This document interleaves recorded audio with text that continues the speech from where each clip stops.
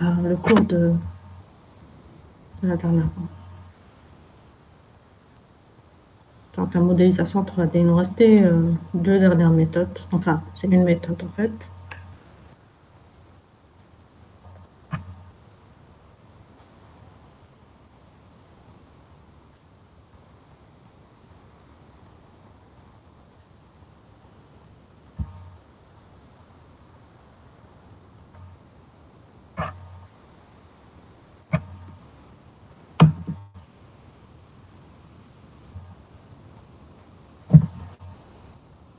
Donc, on s'était arrêté aux outils. Donc, modélisation volumique. On a fait la surfacique. Donc,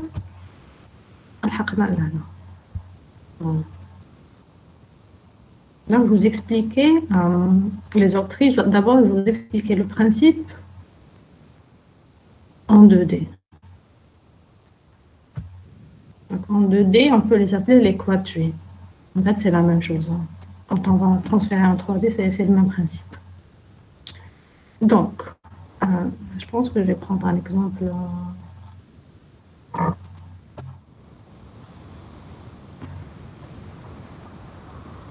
Il y a un petit schéma.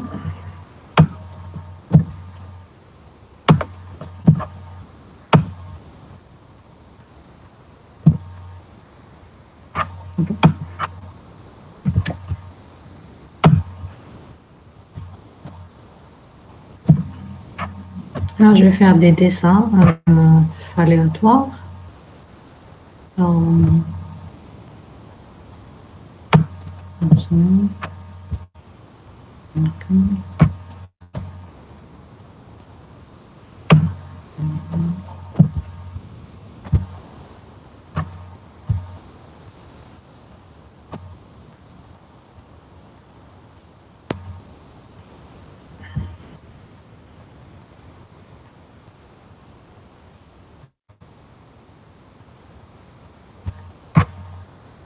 Donc, le principe, c'était quoi? Je vous avais dit, on devait diviser notre image 2D en cadrans.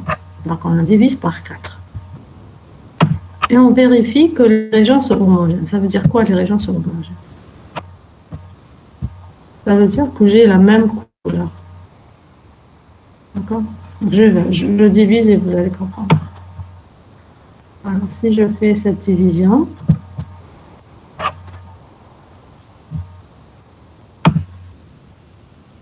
voilà.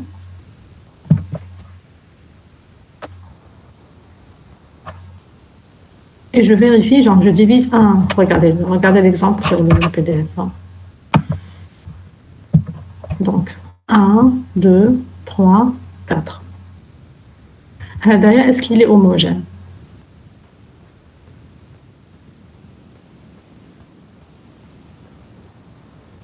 Premier à gauche. Vous suivez?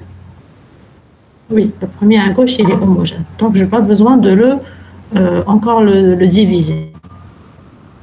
Il n'est pas homogène. J'ai des valeurs différentes. Les trois autres, en fait, ne sont pas homogènes.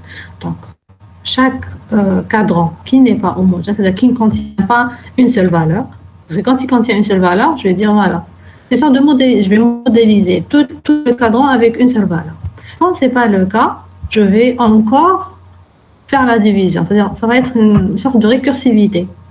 Je vais faire la même chose que j'ai faite sur le grand cadran, je vais la faire sur le petit cadran, le numéro 2. Je fais la même chose. Voilà. Et je fais la même chose sur le 3. Je fais voilà. Et je fais la même chose sur le 4. Et je construis mon arbre. Dans l'arbre, ça sera quoi? Donc, il fait toujours 4 éléments. 1, 2, 3, 4. À partir du premier élément, bon, l'exemple, ça suit l'exemple. Je vais, je ne sais pas si je peux étirer là. Non, je peux étirer là. Je vais essayer de faire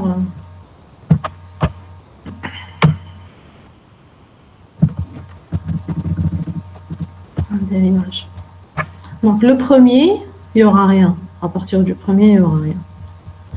À partir du deuxième, donc le 1, il n'a pas de fils. Le 2, si. Le 3, si. Et le 4, si. Nous les fils, t'as le 2. Le 2, c'est encore 1, 2, 3, 4. Voilà, c'est 1, 2, 3, 4. Voilà, c'est 1, 2, 3, 4. Le 1, tu as le fils du 2.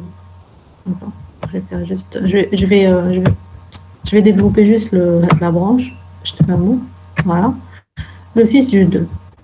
Ando, tu as 4 cadrans différents et chacun non plus n'est pas homogène. Donc je l'ai divisé. Donc 1, 2, 3, 4.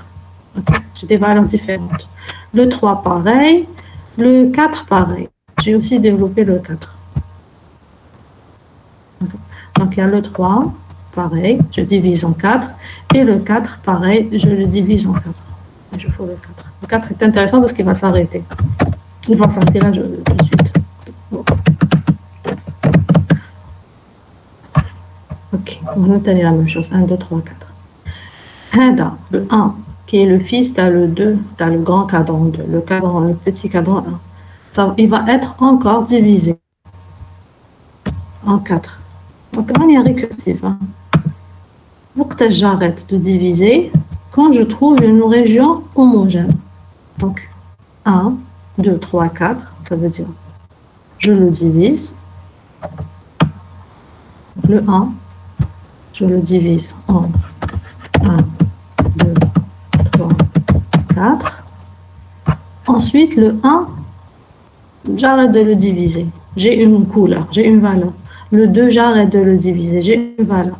Le 3, je le divise encore. Le 4, je le divise encore. Je le divise encore.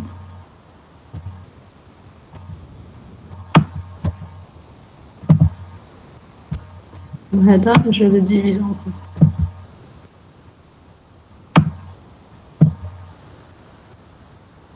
Ok? Donc, imaginons que j'ai des caméras rouges. Je n'habisse. Et je vais encore continuer.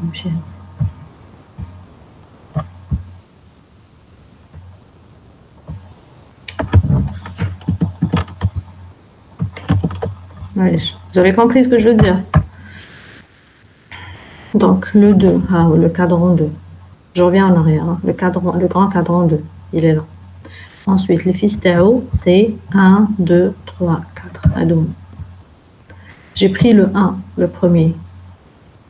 Juste pour l'exemple, moi je vais faire la même chose pour toutes les branches, tous les éléments de là. Donc le premier, je l'ai divisé en 1, 2, 3, 4. Le 1 est homogène, donc un une valeur. Je vais mettre un aya, je vais mettre une valeur, c'est du blanc par exemple. Le 2 aussi, je vais mettre une valeur, c'est bon.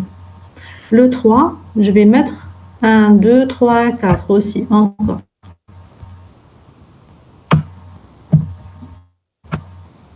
Une valeur. Là, imaginons que c'est tout rouge, on a tout rouge. Donc, ça va être blanc, blanc, rouge, rouge. D'accord? Donc, le 3, un dos, les fils Tao. Donc, blanc. Blanc, en noir. Blanc, blanc. Ou le rouge, de en rouge. 3 et 4. Ok? T'as le 3. T'as le 4. On va dire que c'est. Attendez, les valeurs, t'as le 4.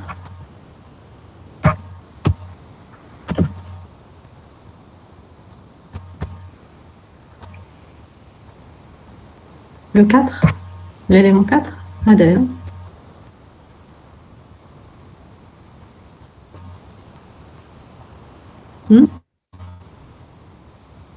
Ça va être blanc, blanc, rouge, blanc. Voilà.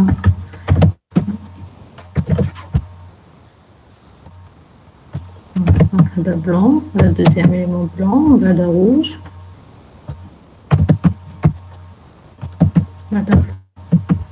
Deux, je les redivise pas. Voilà, c'est ça, exactement. À deux, je les redivise pas. J'arrête. Je passe à l'élément suivant. Je fais la même chose. Le 2. Et la même chose pour le 3, la même chose pour le 4. Et ainsi de suite. L'élément 3, c'est celui-là. Aussi, je le divise. Le 4. 1, 2, 3, 4. Aussi, je fais la même chose. Donc, le 1, c'est bon, c'est pas de le diviser. Il est homogène. Le 2, il y a deux couleurs différentes. Je le divise encore. Le 3, je le divise. Et le 4, le 4, on le divise encore. Non, on ne le divise pas. Il est homogène. Alors, blanc, blanc, rouge, blanc. Ça, voilà. 4. Blanc, blanc, rouge, blanc. Bon, on a une petite partie blanche rouge, mais imaginons que c'est comme la rouge. Parce que le camhekda, tel qu'elle est réellement, avec blanc et rouge, je le divise encore. D'accord? Mais si on imagine que c'est tout rouge, juste pour l'exemple, on ne divise plus, on arrête. D'accord? Quand j'ai une valeur, c'est bon. Et maintenant, le blanc, c'est une valeur. Le rouge, c'est une valeur. Imaginez que c'est une valeur. Si c'est une valeur, je ne divise plus. Si c'est-à-dire une valeur homogène, je ne divise plus, j'arrête. Et je développe comme ça, je développe mon art. À chaque fois que j'ai des valeurs différentes, je développe. D'accord? Donc ça, c'est les quad tree. Donc ça, c'est en 2D. Je divise en 4. Quand je suis en 3D, donc les octries, c'était pour vous expliquer le principe, parce que c'est plus facile de le montrer comme ça en 2D. Donc l'exemple là, il est plus simple. Il est juste une petite couleur. Le camel, c'est la même valeur. Donc 1, 2, je divise pas. Le 3, je divise, parce qu'on a une tâche. Et le 4, je divise pas. Donc le 3, quand je le divise, le 1, 3 fait une tâche, je le divise. Le 2, 3, 4, je divise pas. Le 1 que j'ai divisé, je le redivise encore. 1, 2, 3, 4. Donc homogène, homogène, homogène, homogène, et j'arrête. Hein? Donc blanc, gris, blanc, blanc. J'ai une valeur ici, une valeur ici, une valeur ici, une valeur. C'est-à-dire une valeur fait de la région. Fait de la région, fait de la surface. Donc on est en 2D. Donc sur cette surface, j'ai une valeur.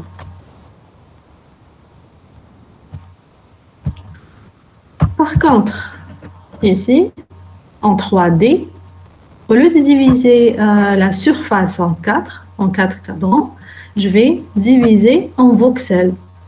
Je vais diviser en 8 volumes. D'accord? Je divise le grand volume, donc le volume qui englobe mon objet. Quand j'ai un objet 3D, je le fais englober à l'intérieur d'un volume. Donc un volume englobant. Et je commence la première division, enfin toutes les divisions, parce que c'est la même chose, c'est récursif.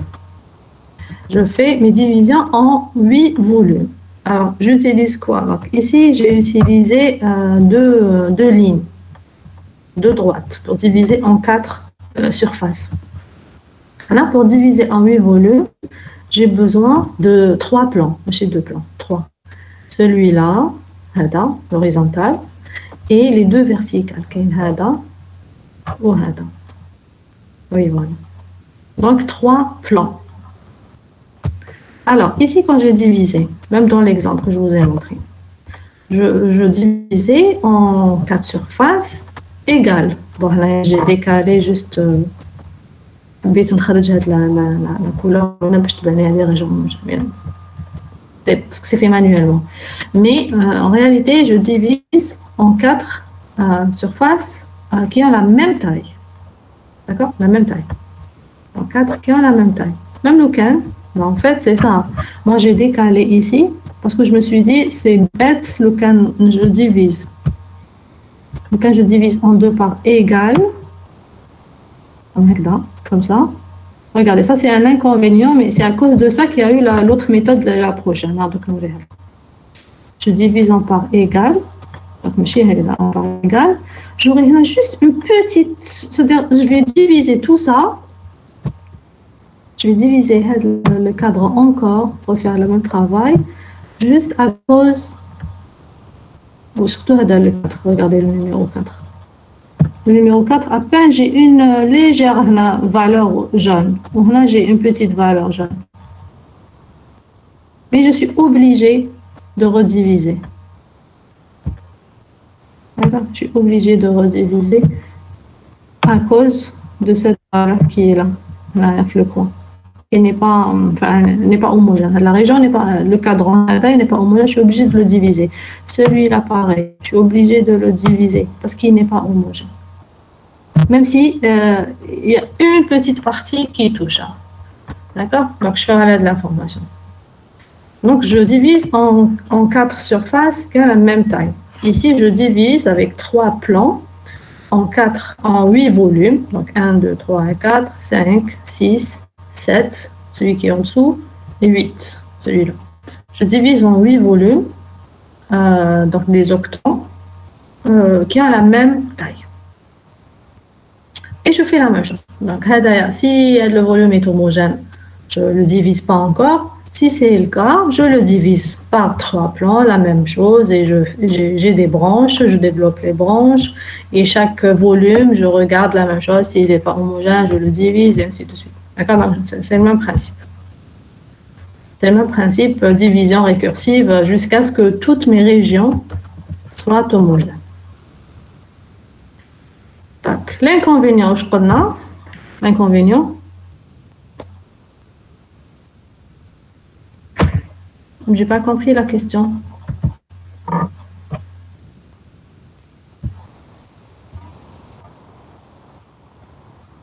Où ça? J'ai choisi que 2 surfaces. Madame, vu que vous avez divisé en 8, je crois que vous avez choisi la première surface qui est apparente et celle de derrière. Celle de les deux, t'as le côté, mais vous les avez Celui-là. Attends. Là, on prend tout en considération. Là, je ne peux pas vous montrer les volumes qui sont derrière. Oui, mais ils sont derrière. Et ceux de côté? Mais, Hada, tu veux dire ça? Oui. Mais ça, c'est le même volume. T'as le 1. C'est pas une surface. Exactement.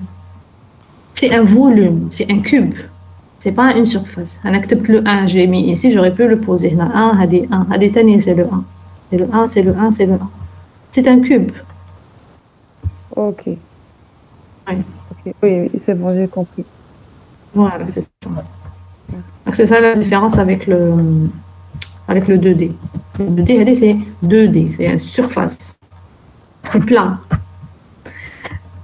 Le cube, le volume, donc il est 3D. En bas, je vérifie tous les voxels. Là, j'ai vérifié tous les pixels à l'intérieur. J'ai vu que tous les pixels avaient la même valeur. Ok, c'est homogène. Là, je vérifie tous les voxels à l'intérieur. Si tous les voxels ont la même valeur, c'est homogène. Si ce n'est pas le cas, celui-là, je le divise encore avec 3 plans en 8 volumes, plus petits. Et je fais la même chose.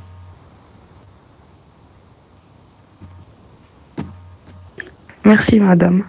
Il n'y a pas de quoi. Oui, la division en 3D. Donc ça, c'est un volume, c'est un cube, donc ce n'est pas une surface. Il est divisé par 3 plans. Donc, il y a un plan horizontal, celui-là. C'est un deuxième plan. Et celui-là, voilà, j'ai en croix. Les 2 plans verticales, j'ai en croix. Donc, c'est des plans croisés. Ils sont croisés comme ça. Et celui-là, il est horizontal. Une pomme avec le couteau. Une au milieu ou le fond. Le couteau, vous avez une coupe, 2 coupes, 3 coupes. Ça vous fait 8 volumes, 8 parts. D'accord? Il n'y a pas de quoi. Donc après, le principe, c'est la même chose que je vous expliquais tout à l'heure. Au lieu que je vérifie pixel par pixel, parce qu'ils ont la même valeur pour dire, ah oui, c'est homogène, là c'est bon, je ne divise plus. Là, je vérifie voxel. Je vérifie un petit, genre c'est l'équivalent d'un pixel en 3D. Un voxel. Je vois les voxels. Genre, Ça, je rappelle, je suis en modélisation volumique, c'est-à-dire j'ai l'intérieur, le volume. J'ai l'intérieur, même l'intérieur, le cube, a les valeurs. ماشي كيما هادو ça. C'est surface. J'ai que la surface. J'ai pas l'intérieur du volume. C'est vide. À l'intérieur, j'ai rien. J'ai que la peau. La peau. C'est tout ce que j'ai comme modèle. J'ai pas l'intérieur. Alors ça, j'ai le volume. Là, c'est une image médicale. J'ai le volume, le contenu. Là, je peux faire des coupes. On chauffe qu'est-ce qu'il y a à l'intérieur. Parce que ça ne m'intéresse pas de voir juste le cerveau de l'extérieur. Moi, je veux voir à l'intérieur qu'est-ce qui se passe. Qu'est-ce qu'il y a comme anomalie dans le cerveau, ailleurs sur la tête, je ne sais pas. D'accord? Donc, la modélisation volumique, elle me permet de faire des coupes à l'intérieur.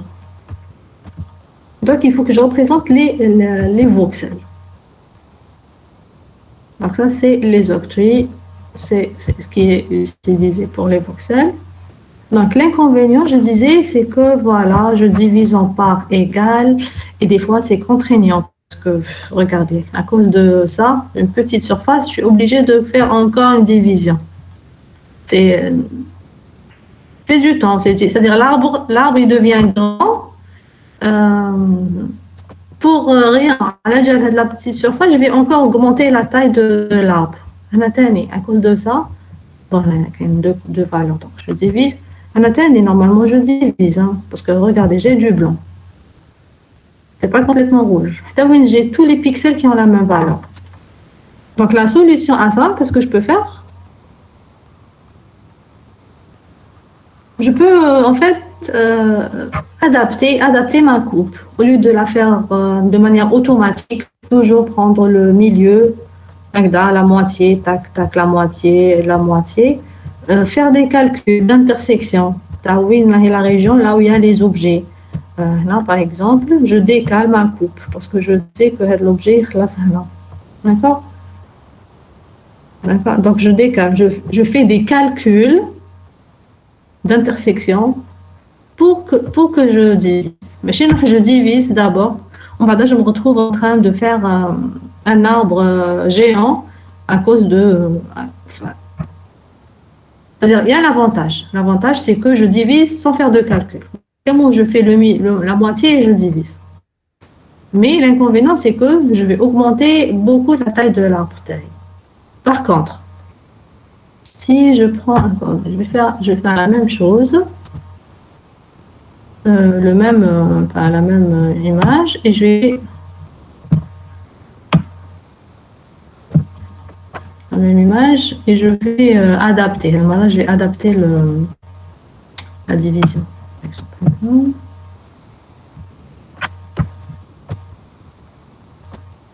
Et l'autre.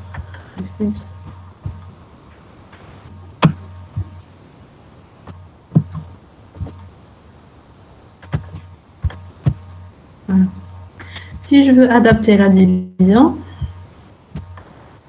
je vais faire des calculs d'intersection, bien sûr. Donc, j'ai l'équation, j'ai toutes les équations, je peux faire les calculs d'intersection. C'est bon, la région là où il n'y a pas les objets, la région là où il y a les objets. Et je fais, par exemple, je commence par faire ça. Première division, je fais ça. D'accord? Je suis sûre que j'ai une grande partie qui est homogène déjà. C'est-à-dire, au lieu de faire directement, automatiquement, faire les 4 cadrans, après, je vérifie le contenu. Rebelote. Je risque d'augmenter beaucoup la taille de l'arbre. Oui, je risque de le faire. Okay, maintenant, regardez, à cause d'une petite valeur, un petit pixel, je fais encore une division. Oui, elle ne sera pas forcément horizontale ou verticale, elle sera adaptative par rapport au contenu. Donc, je fais mes calculs. Par exemple, là, j'essaie de séparer vraiment là, j'ai une grande surface, il ne me fait aucune intersection. Donc, en fait, je divise déjà par 2. Là, je divise par 4. Là, c'est réglementé. par 4 au milieu, c'est-à-dire 4 parties égales. Là, je divise par 2. Donc, avec en 2D, donc c'est une ligne. En 3D, je divise, j'utilise quoi?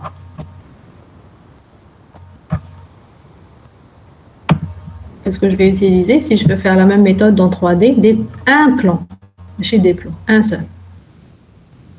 D'accord? J'utilise un plan et je divise par 2.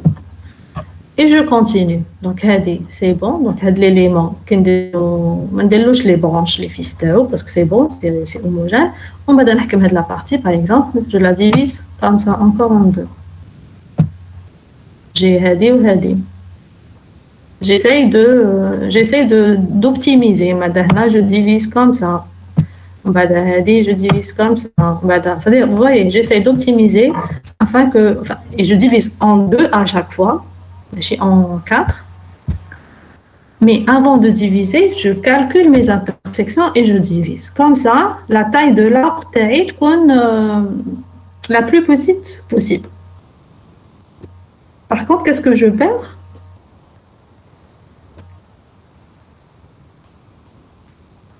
Temps de calcul. Oui. Voilà. C'est-à-dire, tout à l'heure, je divisais en 4, je ne calculais rien. Je divisais en 4, je vérifiais les pixels ou les voxels, est-ce qu'ils sont homogènes ou pas. Maintenant, quand je divise, avant de diviser, je calcule les intersections, je vérifie, je garde les parties homogènes, les parties homogènes, la taille de l'arbre le plus optimisée possible. Donc, binary space partitioning. Donc, je divise en 2, c'est pour ça que ça s'appelle binary space partitioning. Okay, donc, je prends mon volume, je fais un plan, je divise en 2, et à chaque fois, j'essaye de faire de sorte que je ne divise pas n'importe comment, mais j'optimise mon arbre. Voilà. C'est tout pour la modélisation en 3D.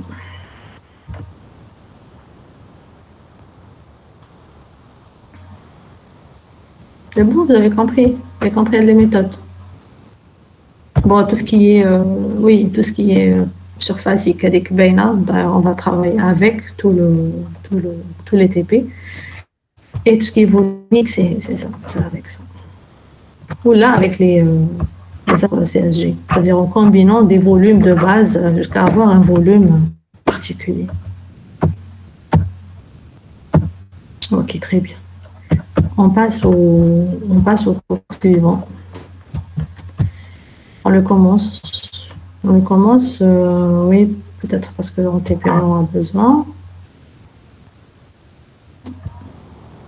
Et on terminera le prochain.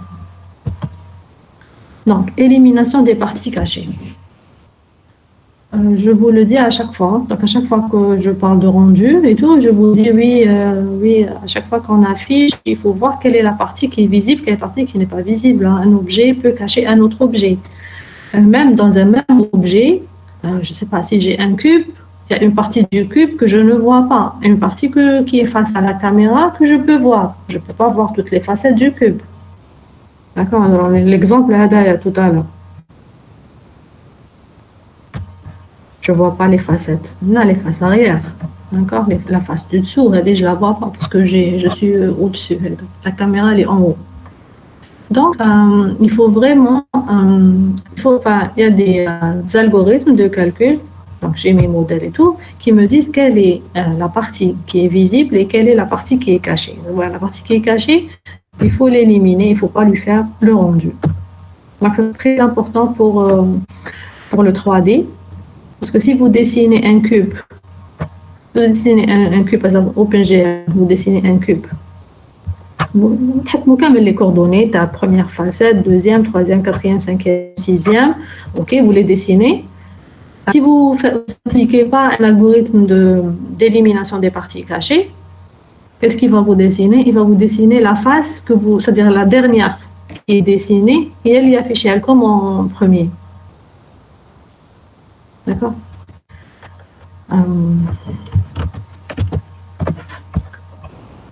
Bon. Un cube.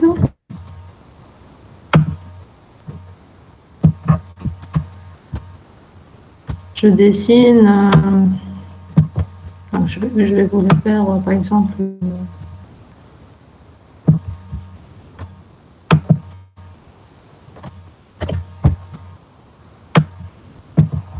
Voilà.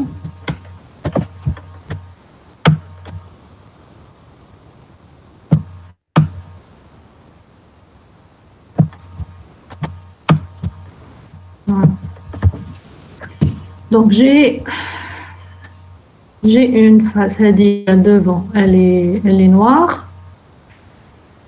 Celle qui est à l'arrière, elle est rouge par exemple. Là, elle est rouge. Mais si je commence par dessiner celle-là, ensuite, bon, les autres, bon, peu importe l'ordre, mais comme l'ordre entre les deux facettes. Je dessine d'abord celle qui est devant. En bas, je dessine celle qui est derrière. Ce que je vais voir, c'est ça. Celle qui est derrière qui est rouge. Hein.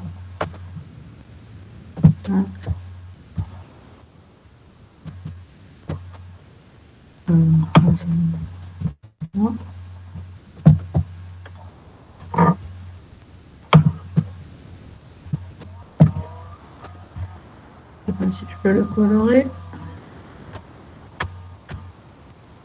Non.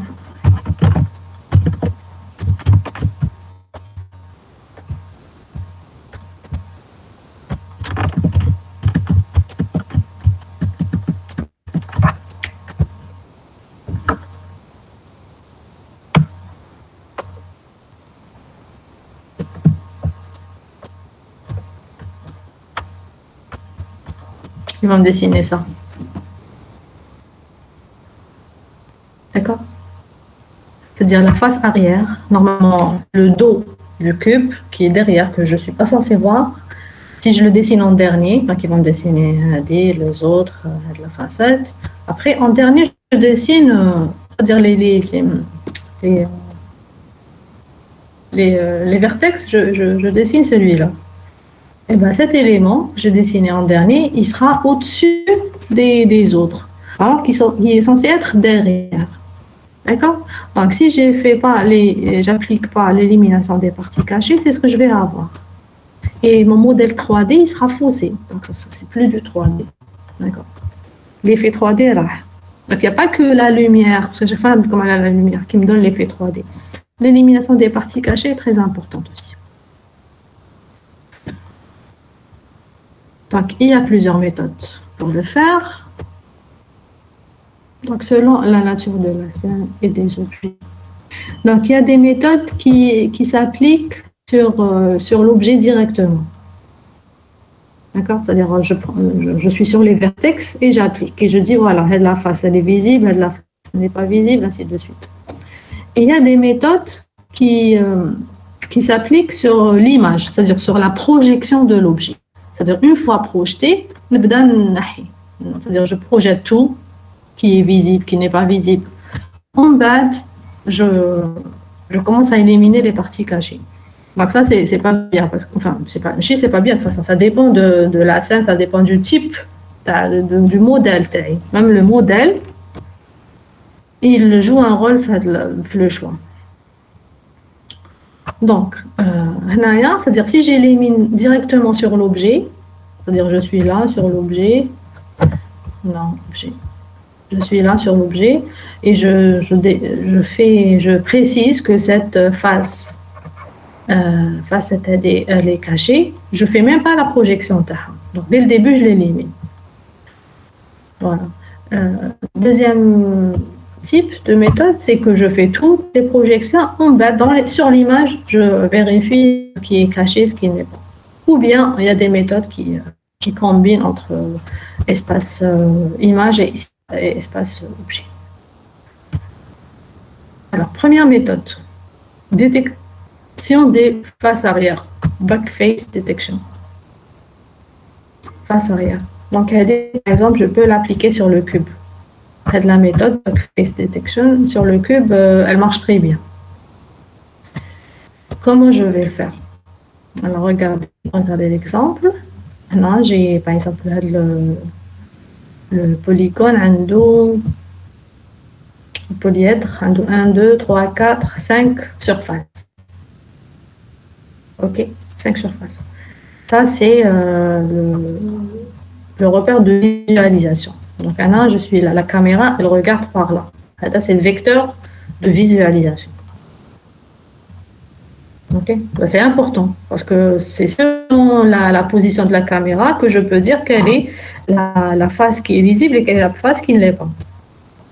Je prends en considération le vecteur de visualisation. C'est juste un vecteur qui me donne l'orientation de la visualisation. Maintenant, la position de la caméra, il va vers le point référence de visualisation. Il dit par rapport à l'axe des Z. Donc, je fais au l'axe des Z. Est-ce que V est la positive ou la négative? Ça va être le dessin.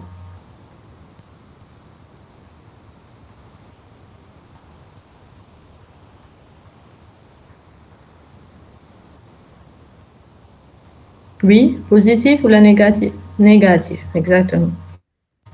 La positive, comme le Z positif, c'est vers la caméra. Le Z négatif, c'est vers l'objet, exactement.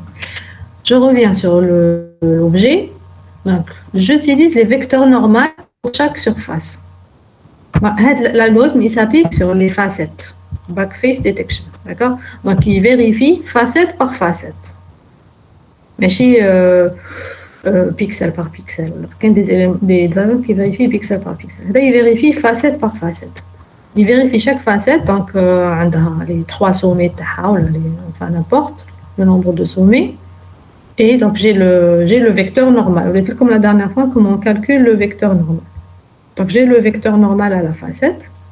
Si le vecteur normal, il va dans le même sens que le vecteur de visualisation, ça veut dire que elle est visible ou pas, de la facette? Non. Non. Si vous pouvez le voir, par exemple, vous prenez deux personnes qui regardent la même chose, qui regardent vers, je sais pas, vers le soleil, vers le ciel.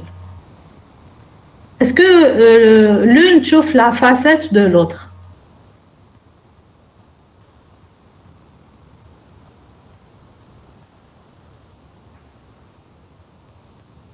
Vous me donnez ce que je veux dire, l'exemple, Non, madame, j'ai pas compris. Si je prends un exemple de deux personnes. Non, vous n'avez pas compris. Deux personnes, Hekda. Elle regarde la même direction. Elle regarde la même direction. Oui, comme la direction. Hekda, la même direction.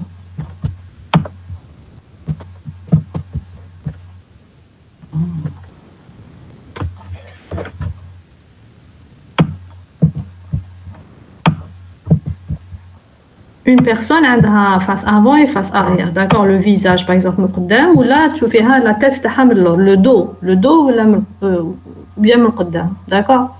Donc si les deux personnes regardent la même direction, est-ce que Hadi, même si elles sont pas à côté l'une à côté de l'autre, même si Hadi elle avance ou non, Hadi qu'est-ce qu'elle va avoir? Elle va voir le dos de l'autre personne.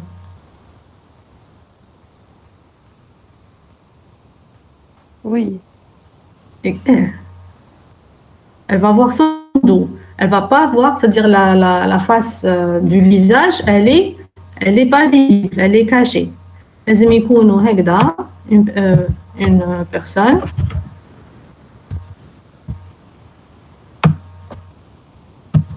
et une autre personne qui regarde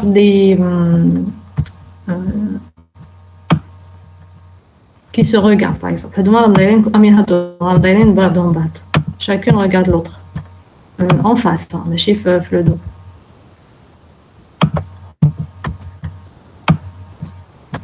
D'accord?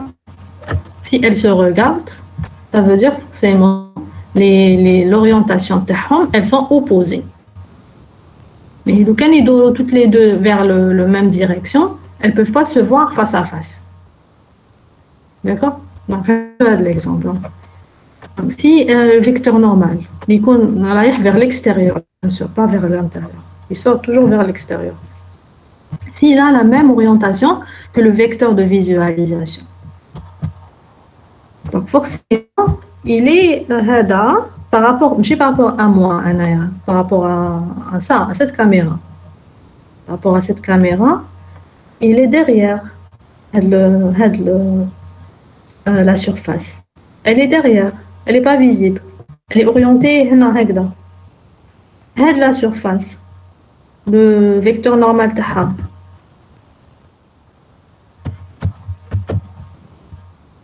Il est dans la direction opposée.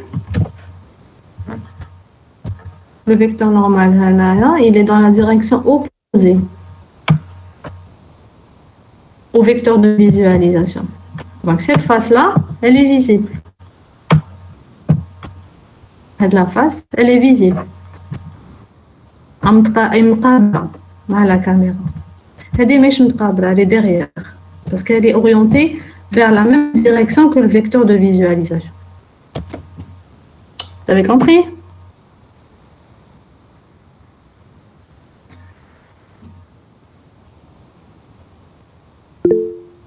Voilà, c'est ça. Ok. Donc, on fait juste la multiplication V par N. S'ils sont dans la même direction, donc le produit est positif, mais si un négatif, un positif, puis qu'on a négatif ou un positif. Donc, la face, on dit la face, c'est une face arrière. Back face. Face arrière, ça veut dire je ne la vois pas. Bon, on peut simplifier encore plus le produit parce que V, je sais que Vx, Vy, c'est 0, donc c'est juste Vz. Donc on multiplie juste Vz, donc V multiplié par N, le produit, V par N, ça revient à faire Vz multiplié par C, parce que N c'est 1BC. Donc 0, 0, il y aura les Vz par C. Vz, on le dit tout à l'heure, qu'il est négatif. Je vous ai posé la question. C'est négatif. Ça veut dire, directement, une chose C. Si C est négatif, ça veut dire face arrière ou non?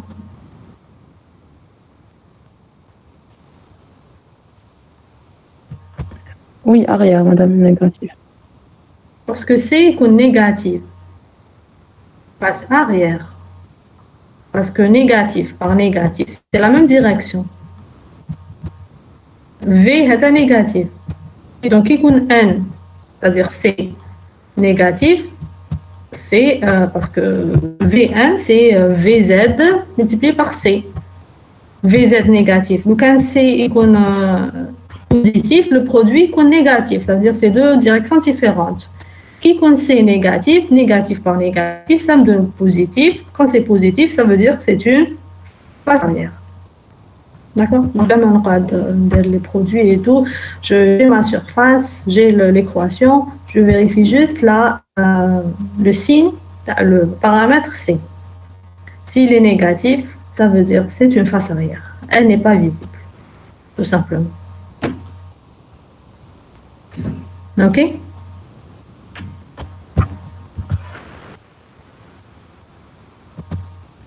Voilà. Donc ça c'est bug face detection.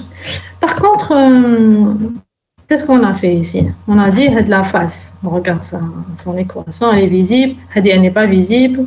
Elle est visible. Elle n'est pas visible. Le celle là, je sais pas, elle n'est pas visible. Celle qui est à droite, elle est visible peut-être parce que elle est du côté droit de la caméra. Ok. Je fais mon tri sur toutes les faces. Je dis visible, pas visible, visible, pas visible, visible, pas visible. Est-ce que ça peut marcher dans tous les cas? Est-ce que c'est une méthode qu'on peut utiliser tout le temps?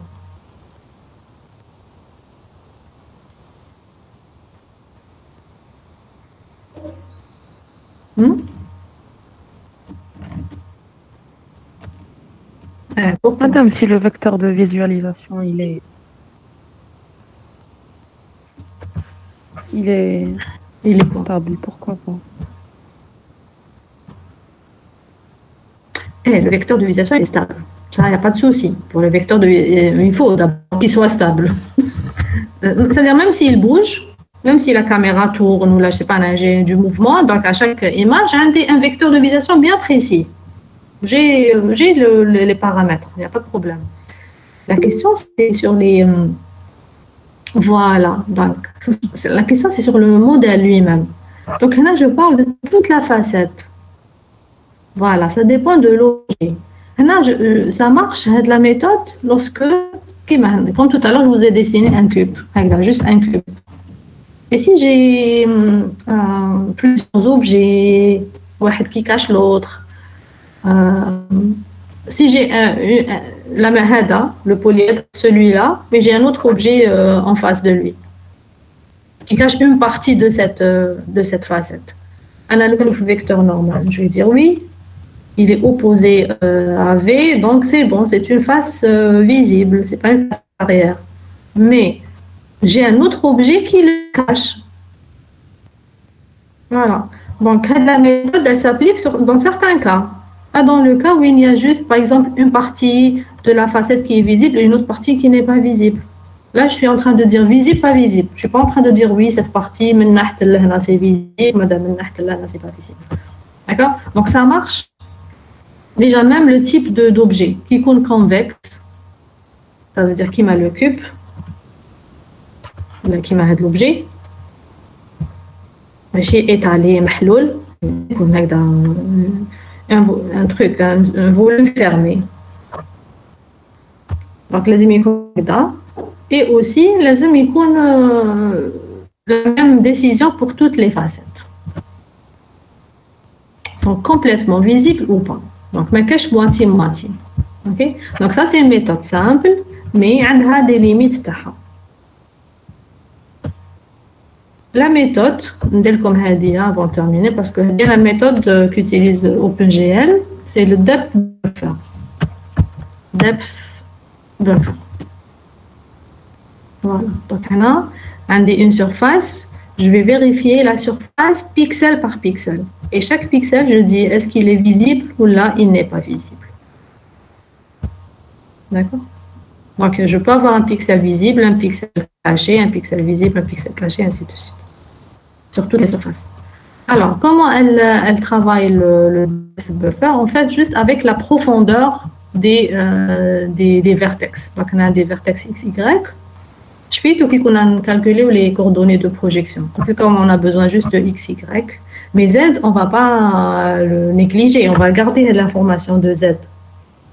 D'accord? Le z, on le garde. Parce qu'on en aura besoin de l'élimination des parties cachées. Regardez, sur l'image par exemple. Sur l'image, un des 3 points de 3 surfaces différentes, la projection de c'est le même point, xy. D'accord? C'est le même xy, même xy, même xy. Ça ici, donc c'est quelle valeur je vais trouver, de quel pixel? Celui-là, ou là, celui-là, ou là, celui-là, que je vais retrouver sur mon image.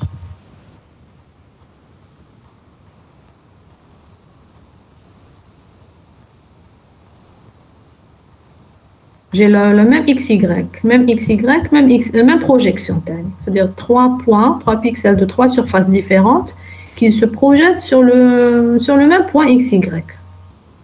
Mais c'est le point de S1 qui est visible. Pourquoi? Le plus proche, exactement. Donc, je vérifie la profondeur, tout simplement. OK? Je vérifie la profondeur. Et celui qui a la profondeur la plus proche, on va l'intensité terme. Donc ici, quelle intensité? Je vais prendre l'intensité du pixel XY de la surface S1. Je vais les négliger. La plus proche du plan de visualisation. Donc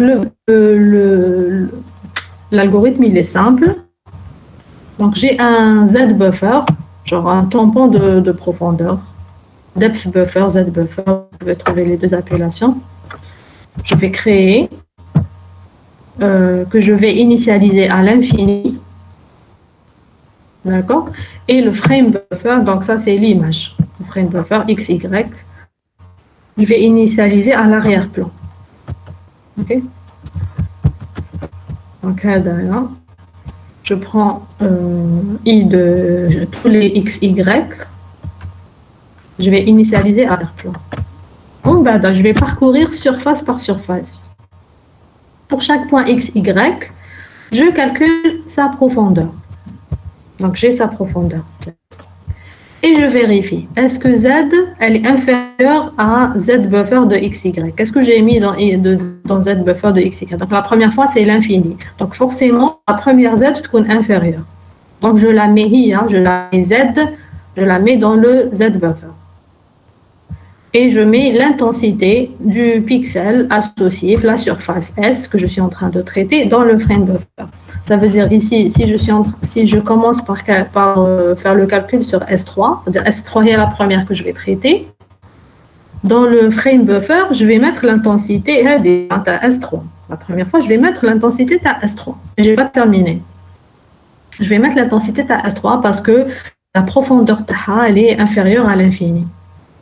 Quand je vais faire traiter S2, je vais vérifier, est-ce que Z inférieur à Z buffer?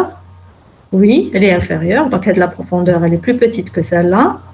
J'écrase le Z buffer, donc au lieu que ce soit la profondeur de ce point, ça va être la profondeur de ce point. Je l'écrase le Z buffer et j'écrase aussi le frame buffer, je mets l'intensité de S2.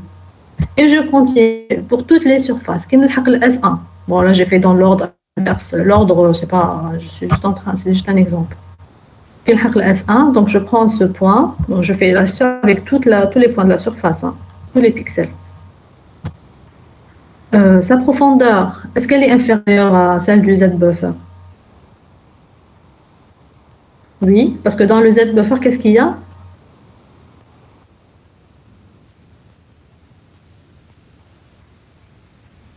À cette étape du déroulement de mon exemple, je traite ici ce point-là. Qu'est-ce que je vérifie cette profondeur par rapport au Z buffer?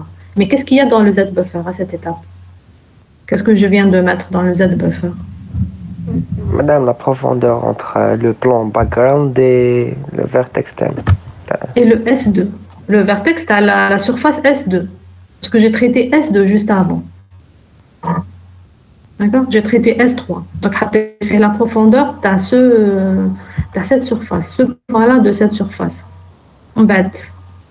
Et dans l'image, j'ai mis l'intensité de ce point. J'ai traité le S2. J'ai vu le même XY, bien sûr. Le même XY.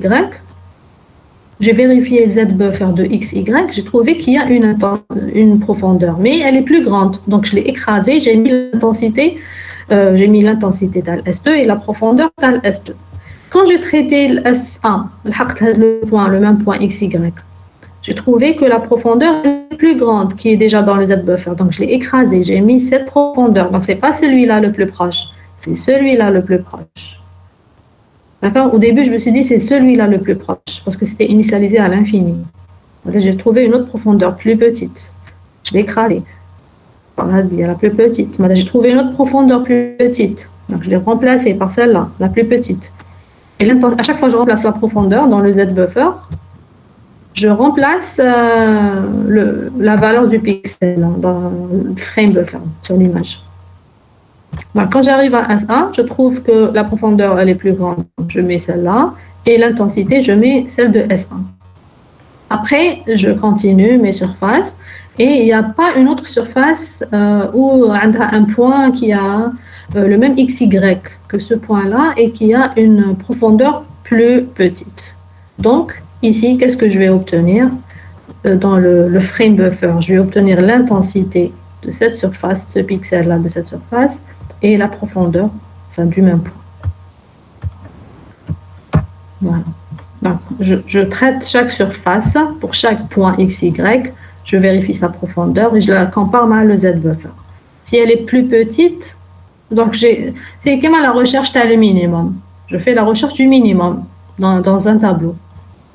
Donc la recherche du minimum, si je trouve plus petit, donc j'initialise au plus grand, à l'infini, et je trouve plus petit, je remplace le minimum par le plus petit.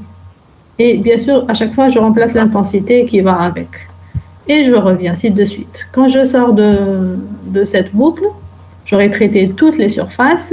Dans le Z buffer, j'aurai quand même les profondeurs, les minimales, quand même. Celles qui sont les plus proches de la caméra, c'est celles qui sont visibles. Et leur intensité, correspondante. Voilà la technique du Z-buffer. Comme tout le principe.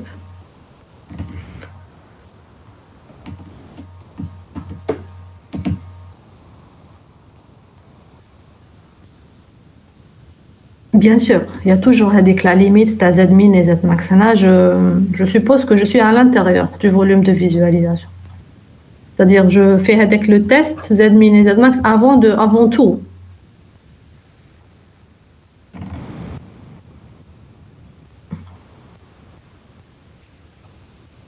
Oui.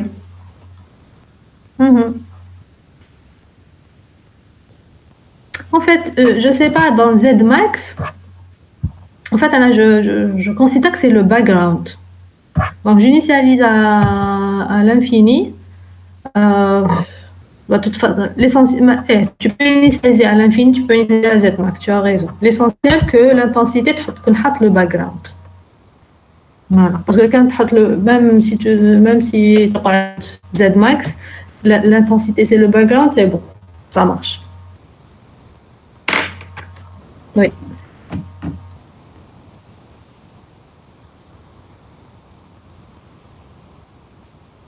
Ok, merci. D'accord, donc à demain pour le TP et la semaine prochaine on terminera ce